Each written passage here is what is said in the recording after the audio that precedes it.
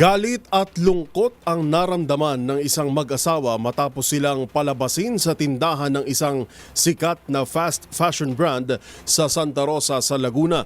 Ipinagbawal kasi umano sa loob ng pamilihan ang pagpapapasok ng stroller ng anak nila na person with disability o PWD.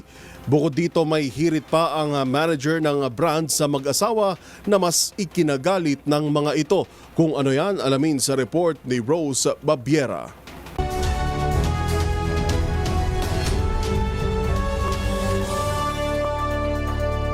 Bawal ba talagang mamili sa loob ng fashion store brand ang isang PWD? Yan ang katanungang ibinato ng isang netizen sa kanyang post online kung saan niya tinawag ang atensyon ng isang sikat na fast fashion brand. Sa post ni Sorened Eya, ipinabatid nito ang pagkadismaya sa isang brand matapos silang palabasin ang kanyang asawa sa store nito dahil ipinagbabawal umano sa loob ng pamilihan ang pagpapapasok ng stroller ng anak na person with disability o PWD.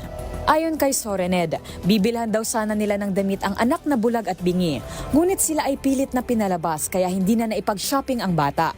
Dismayado na ay nadagdagan pa ng galit ang naramdaman ng mag-asawa matapos silang sabihan ng manager na huwag na lamang daw bumili sa store sa halip na magpaliwanag at humingi ito ng tawad.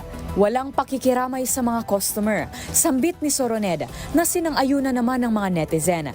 Sa post naman ng naturang brand ukol sa insidente, ipinaliwanag nito na nakarating sa kanila ang hinaing ng mag-asawa. Depensa nito, nilapitan daw ng isang staff ang mag-asawa dahil sa stroller na dala nito nang hindi napapagtanto na ang sakay pala nito ay isang batang may kapansanan. Humingi ito ng tawad sa hindi magandang karanasang naidulot sa mag-asawa at sinabing sinusuri ng pamunuan ng brand ang pangyayaring ito upang masiguro na hindi na ito mauulit. Para sa DZRH TV, ito si Rose Babiera. Una sa Pilipinas, una sa Pilipino.